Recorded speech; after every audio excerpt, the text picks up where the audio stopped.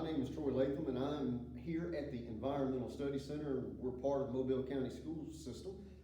And we want to talk to you guys today about fish, particularly fish that are found in our area, Mobile Bay, and right around the shores of the Gulf of Mexico. They have a lot of adaptations that they need to be able to survive in their type of environment. And it's an environment that's quite different from other environments such as coral reefs, which we're going to touch on in just a little bit. But first of all, I mentioned Mobile Bay, and Mobile Bay is an estuary. And for those of you that aren't sure what an estuary is, basically it's where the fresh water and salt water meet. So we have about 2/3 of the state of Alabama drains into Mobile Bay. And then you have that Gulf of Mexico salt water pushing up with the tides. And there's a lot of mixing that goes on in there. We have nutrients that's coming in from that fresh water, all of that rich plankton that's coming in from the Gulf of Mexico, and it's a great habitat for a lot of different types of fish. Fish that are out in the open ocean, they swim up into the bay, they can lay their eggs. Those eggs can hatch, and there's a lot of different types of habitat that we find in the estuary. There's oyster beds, salt marshes, mud flats, grass beds. There's all of these different places that these juvenile fish can grow in the safety of their habitat before they move back out into the open ocean, where there's many more predators out there for them. So we want to talk a little bit about some of these fish that we can find right here in the Bay Area and the adaptations that they have and some of their characteristics. First of all, we want to talk about the cartilaginous fishes. Now, these are fish that are made of cartilage, sharks, rays, and skates. They don't have the backbone like you would find on the bony fishes that we're going to talk about. Instead, they have a notochord, and they don't have the bony structure that other fish have as well. Again, they're made of cartilage. If you grab your ear, you feel all of that kind of hard material in there. That's what these fish are made out of. So when we're talking about the cartilaginous fishes, again, it's sharks, it's rays, and it's skates. I don't have a shark up here for you, but I do have a stingray and I have a skate as well. So first of all, let's talk about a stingray. This is an Atlantic stingray, and they get their name because, and I know it's going to be hard for you guys to see, but there is a barb, a sharp spine on the end of their tail. This is for protection. That spine has venom and bacteria in it, so if it goes into your hand or your leg or any part of your body like that, it's extremely painful. Plus, it has these backwards facing serrations, so when it comes out, it tears flesh. And this is what they use especially for defense. When they're being attacked by another predator, they can use that to try to avoid being eaten.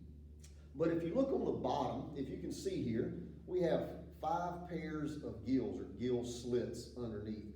They also have a mouth underneath. And this is going to be different than the fish that we talk about because they have a ventral mouth, whereas regular fish that I'm going to show you in just a moment, they have a terminal mouth that's right on the end of their head. So these guys are swimming along and they're looking for any type of small crustacean, fish, bivalve that may be on the bottom, and their mouth here is adapted to crush. So they can pin their prey down and then get it in their mouth, and those teeth can just grind and crush their prey. So that's one way that they're able to eat. They also are sort of ambush predators. They'll bury themselves down into the sand or the mud, and when something comes by, then of course they can come up. So their eyes sit on top of their head. Most of their body will be covered up except for their eyes so that they can see. And right behind their eyes, they have these holes. We call them spiracles, so that they can pump water in and out while they're sitting motionless and waiting for something to come by. Their pectoral fins have been extremely exaggerated, and they're more like wings now. So now they're able to just basically fly through the water when they swim. Their anal fins in the back are modified as well.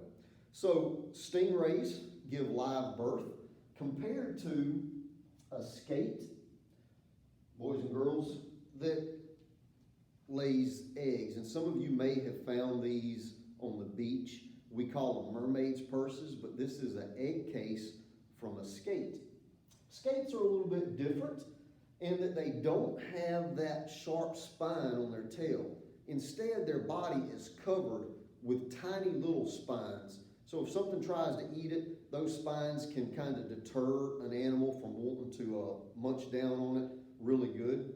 But again, they lack that spine Other than that, they basically have the same body shape. They have the eyes on top of their head, the spiracles that are located right behind. They have their gill slits underneath and their mouth. One thing that I want you to point out, or I'm going to point out and you remember, is the fact that they're dark on top and they're light on the bottom. We're going to come back to that in just a minute and talk about why that's important for these fish. Those are cartilaginous fishes, made of cartilage, sharks, rays, and skates.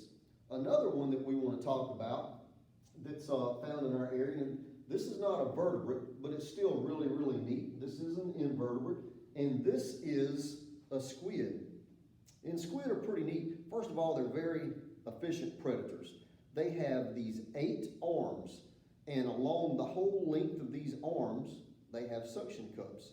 And then they have these 2 longer tentacles. You can see those hanging down. There are no suction cups on the length, just on the tip. So when this squid is hunting for its prey, small fish, shrimp, and things like that, they reach out with these longer tentacles, grab their prey, and quickly draw them in to these 8 arms where they hold on. Inside of these 8 arms is their mouth.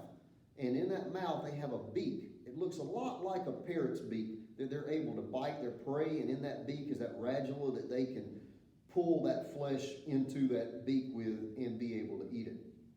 Now, by the way, a radula is a strip of flesh with these tiny teeth on it, so it's used for rasping and tearing.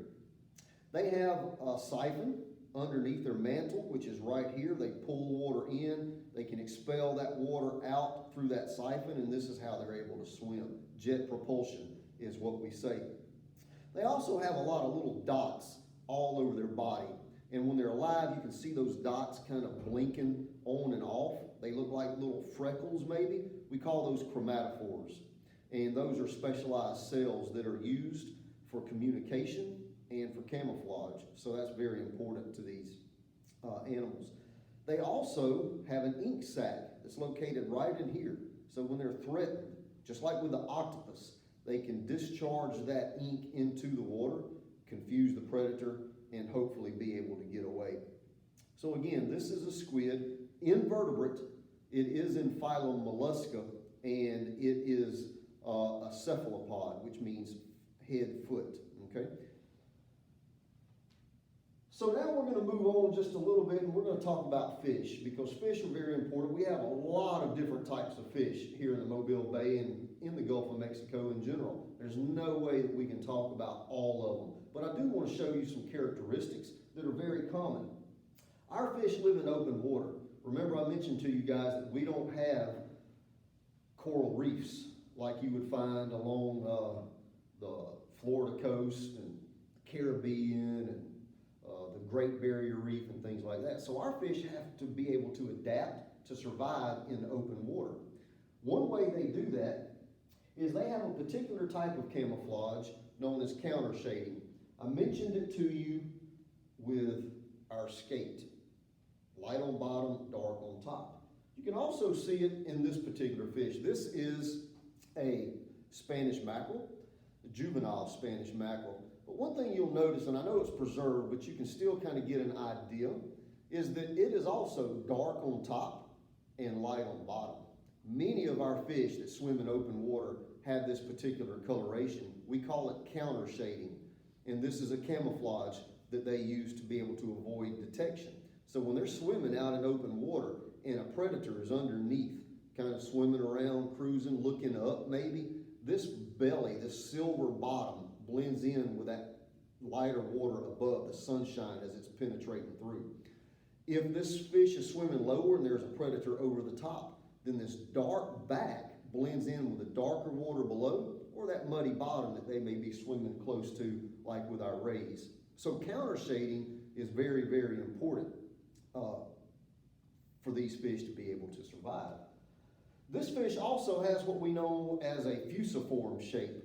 So they're very streamlined. Not all fish are as streamlined as this, but when you see a fish such as this, more torpedo-shaped with this deep V-shaped tail, that fish is designed for speed and for swimming. Anytime you see a fish with this shaped tail, V-shaped tail, tunas, mackerels, and so forth, we know that they can swim really fast. This area right here, where the tail meets the rest of the body, we call that the peduncle. And when they have that small peduncle, that shaped tail, we know that it's a powerful swimmer. They also have a lateral line that runs down the side. The lateral line is very important. This is an extrasensory organ that these fish need. They can detect vibrations in the water. So if something's happening, maybe a fish is in distress, or maybe another fish is coming towards them, they can feel that in the water through that lateral line. So lateral lines are very, very important to the success of these fish. I mentioned to you that the mouth is on the end. We call it a terminal mouth. Whereas if this was a shark, the mouth would be underneath, like the rays and the skates. And again, that is the ventral mouth when it's located underneath like that. I want to talk to you about fins while I'm holding this fish, and then we're coming back to camouflage. You guys are going to need to know the different fins on a fish.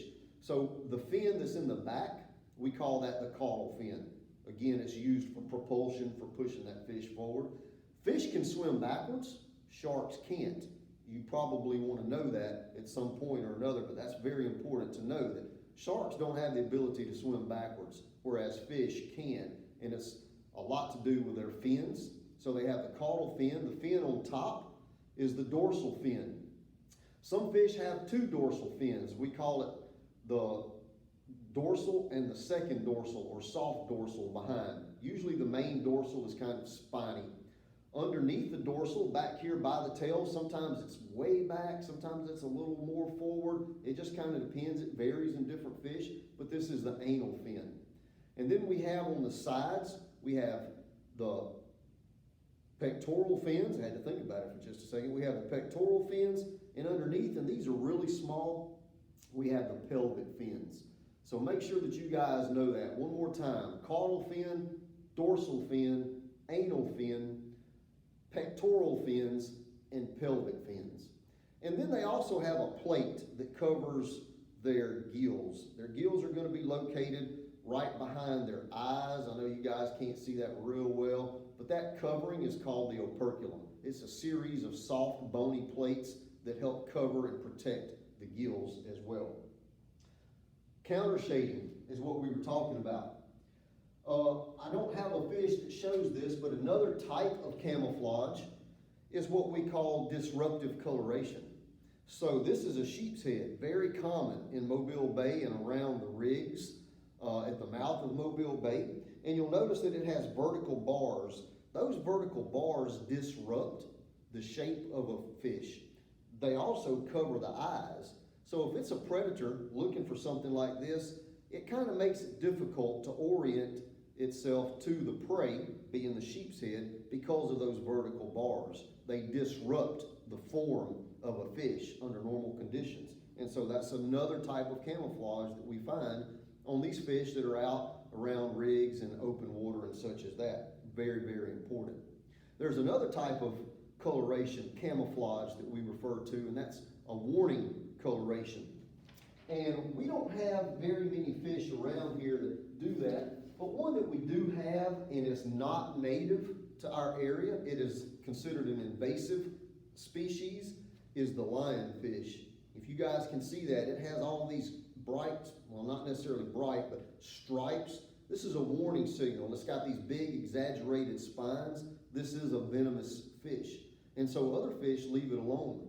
The problem in our area is that there are no natural predators, and it's a very voracious feeding fish. It eats a lot of our native fish, especially when they're young.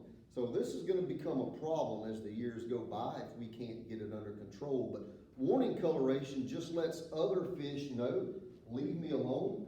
I could be dangerous. You find it a lot of times in the terrestrial environment in frogs. If you think of the poison dart frog with those bright colors, that is warning coloration.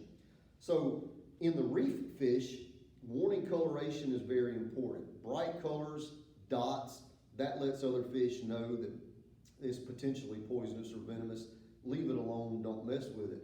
And you can find that also in octopus. The blue-ringed octopus is another example.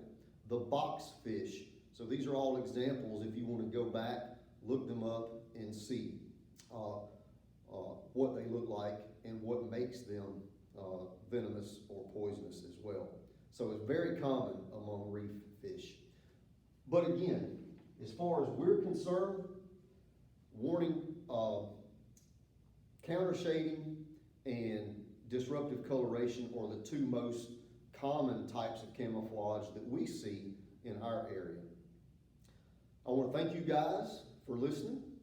Go to your books, go to your textbooks, go to other online resources. We're going to have a link to some of this stuff, so make sure you look for that. And again, thank you guys for listening today.